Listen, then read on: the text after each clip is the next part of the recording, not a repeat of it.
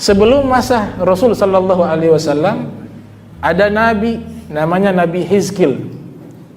Ya, Nabi Hizkil. Nah, Nabi Hizkil ini di luar nabi yang 25. Dari Bani Israel juga. Hizkil. Ini diceritakan di dalam kitab Tafsir Ibn Katsir yang lahir tahun 700 Hijriah, meninggal tahun 774 Hijriah, juga diceritakan oleh Al-Imam As-Suyuti. Al-Imam Jalaluddin As-Suyuti yang lahir tahun 849 Hijriah, meninggal 911 Hijriah. Dalam kitabnya Syarhus Sudur, seorang nabi namanya Hizkil, di surat Al-Baqarah ayat 243. Situ Allah Ta'ala berfirman menceritakan tentang wabah penyakit. Penyakit taun ini penyakit yang sudah ada sejak lama, sudah ribuan tahun yang lalu.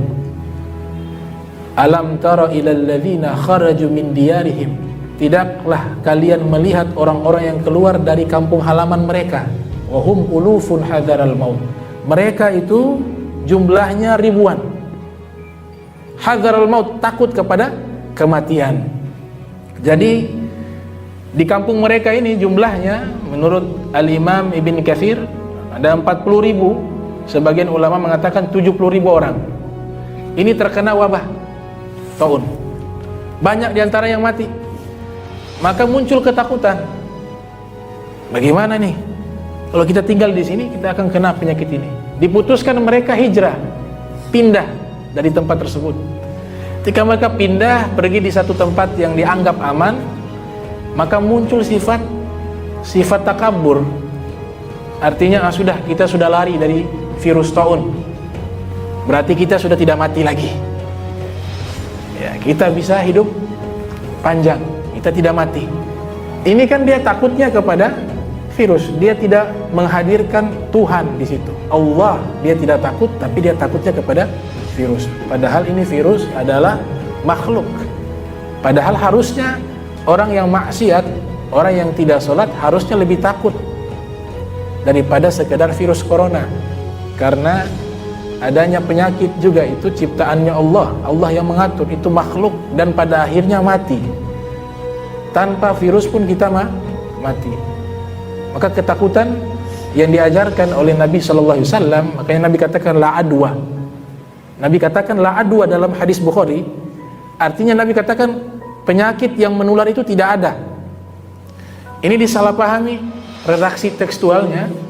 Bukan maksudnya Nabi penyakit menular itu tidak ada, tapi Nabi ingin mendidik pemahaman keyakinan kita bahwa ini virus yang penyakit yang membuat menular, wabah ini hakikatnya mereka tidak punya kekuatan, tapi yang membuat mereka punya kekuatan adalah Allah.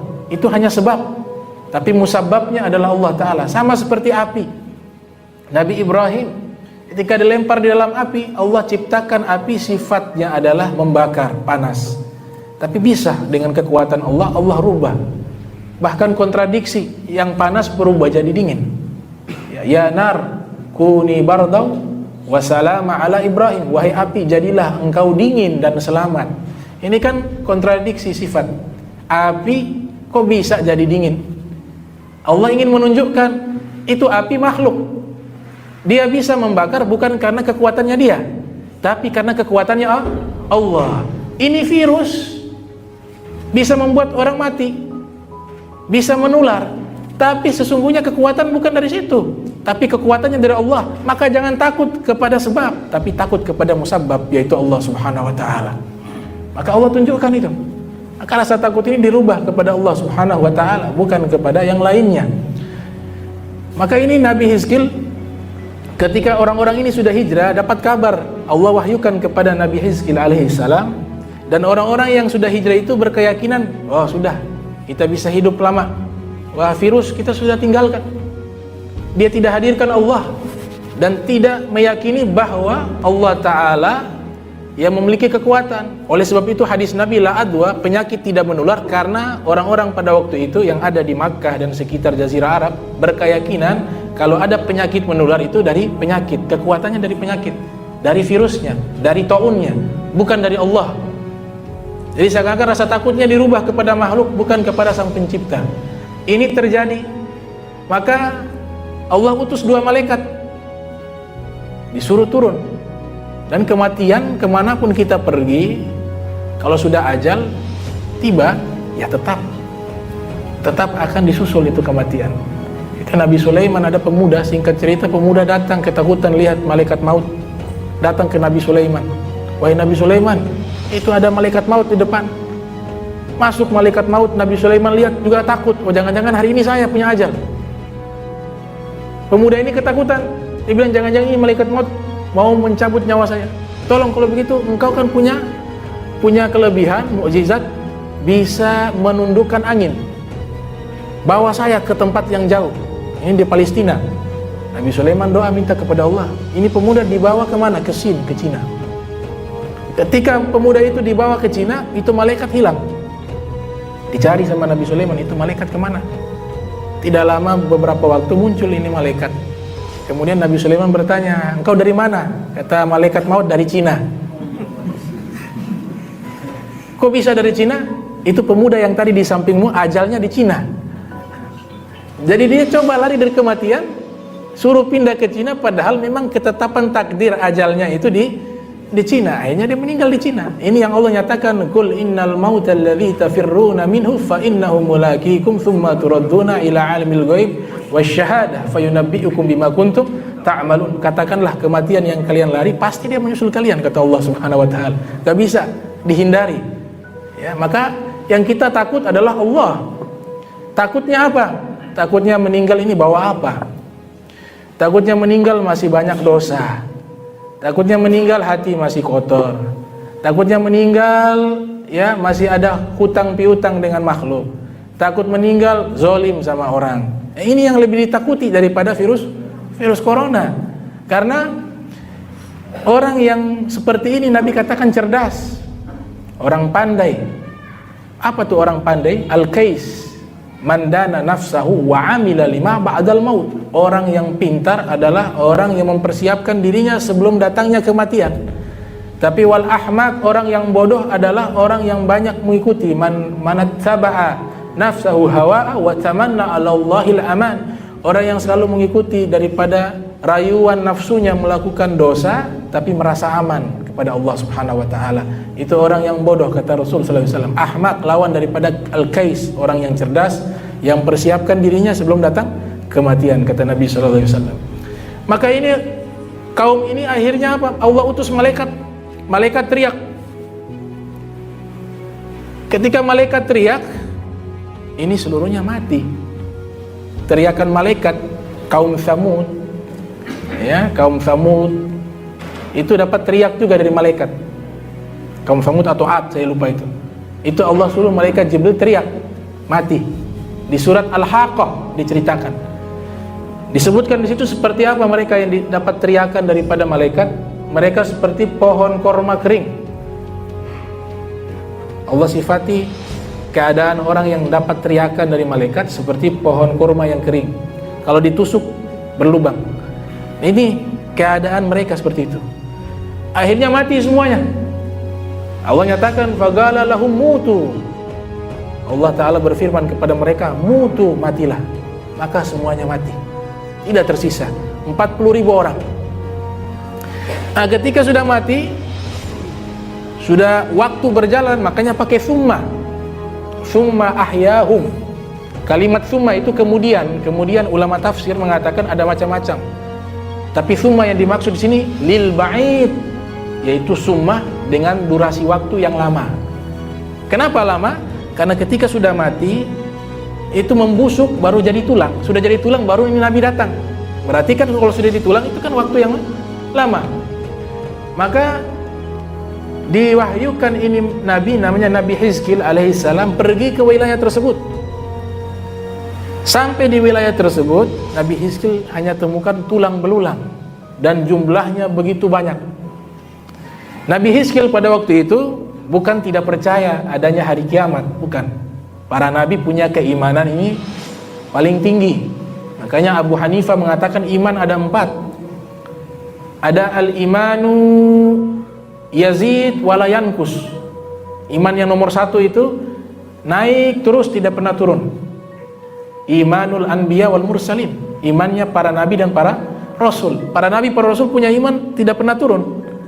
Coba perhatikan, para nabi kalau diuji sama Allah, apakah makin jauh kepada Allah? Tidak. Makin dikasih cobaan makin besar, mereka makin dekat dengan Allah Subhanahu wa taala. Karena keimanan mereka tidak pernah turun, selalu naik. Kemudian ada iman yang kedua, la yazid wa la yankus. Tidak pernah naik, tidak pernah turun, dia statis. Imanul malaikat, imannya para malaikat.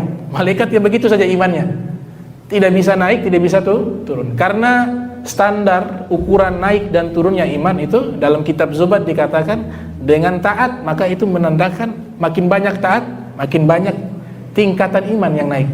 Makin banyak maksiat, maka disitulah turunnya iman. Malaikat kan tidak pernah maksiat, ketaatannya ya seperti itu saja, maka imannya statis, stabil. Kemudian yang ketiga, imannya orang-orang awam, orang-orang mukmin seperti kita. Yazid wa yankus, kadang dia naik, kadang dia turun, naik turun dia. Yazid wa yankus. Yang keempat, la yazid wa yankus, iman tidak pernah naik tapi turun terus. Imannya orang munafik, orang-orang musyrik, orang-orang kafir. Dia tidak pernah naik tapi dia turun. Nabi Hizkil alaihissalam, beliau hanya bingung, percaya sama hari kiamat, cuma bingung bagaimana Allah membangkitkan makhluk di hari kiamat. Yang sudah mati dibangkitkan lagi. Ini bagaimana caranya? Jadi hanya bingung cara membangkitkan makhluk yang sudah mati dihidupkan kembali. Makanya ulama berbeda pendapat. Al-Imam Ghazali dengan Ibn Rus. Ibn Rus sering mengkritik Imam Ghazali. Ibn Rus juga seorang ulama besar mazhab Malikiyah, seorang faqih, seorang qadhi, seorang filosof. Namanya Ibn Rus. Beliau kuasai hampir seluruh ilmu. Masa beliau abad kelima. Imam Ghazali lahir 450, meninggal 505 Hijriah. Setelahnya tidak lama waktu Ibn Rus. Kitab-kitabnya Imam Ghazali banyak dikritik oleh Ibn Rusdi. Di antaranya masalah apa? Di antaranya masalah penciptaan.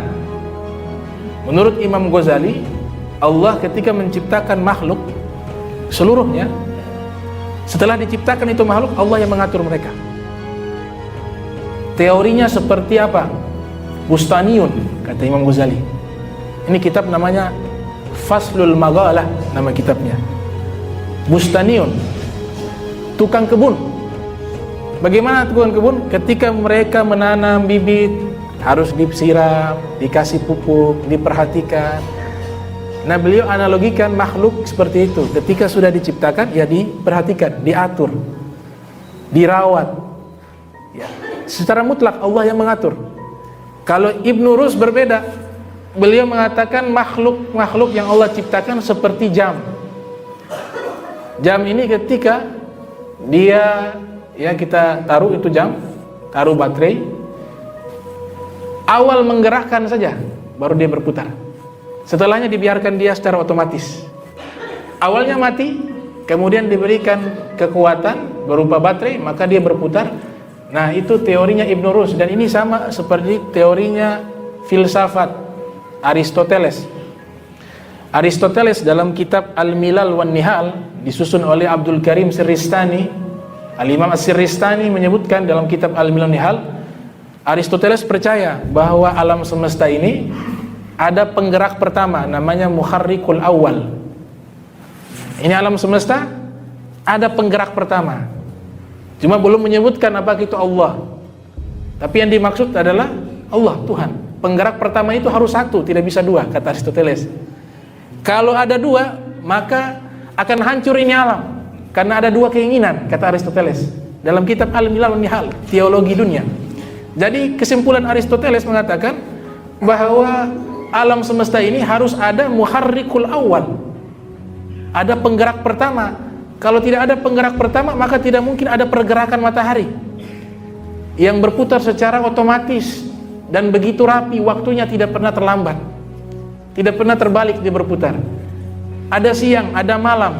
Ini saja sistem yang berputar dengan begitu rapi. Kalau tidak ada yang menggerakkan, maka mustahil dia bisa bergerak. Itu kata Aristoteles dalam kitab Al-Milal wan Nihal. Maka ini perbedaan pendapat antara Ibnu Rus dengan dengan Imam Ghazali. Kasus kedua juga Imam Ghazali berbeda pendapat dengan Ibnu Rus masalah hari kiamat. Al-Imam Ghazali berpendapat, nah tadi pendapat Imam Ghazali yang lebih kuat. Ya, kita diciptakan, kita punya teologi ikut Abu Hasan Asy'ari, mengatakan Allah ciptakan kita dan Allah yang mengatur kita. Itu di dalam Al-Quran banyak sekali. Wa ma tasyauna illa ayyasha Allah. Apa yang kalian kehendaki, itu Allah yang kehendaki. Inna rabbakum khalaqakum wa ma ta'malun. Sesungguhnya sang pencipta kalian, Allah, menciptakan kalian dan apa yang kalian lakukan. Wa ma ta'malun. Jadi ini akidah daripada Asy'ariyah dan Maturidiyah. Nah kemudian di hari kiamat beda pendapat juga. Kata Imam Ghazali, ketika dibangkitkan di hari kiamat, itu dibangkitkan dengan secara zahir, ruh dan jasad. Jadi dihidupkan kembali lagi. Tapi ditentang oleh Ibnu Rus. Ibnu Rus mengatakan, gak, di hari kiamat itu bukan dengan ruh dan jasad, tapi ruh saja.